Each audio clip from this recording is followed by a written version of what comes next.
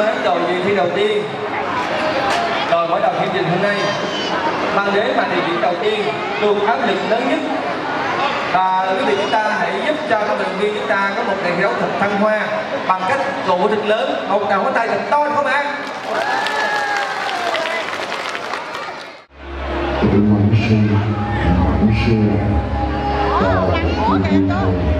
Sự thi đấu của thanh niên này là đúng như yêu một tình thể của hãng truyền đi, bởi vì đây là một sản khi đang dạy nên cho tình thể thật vui.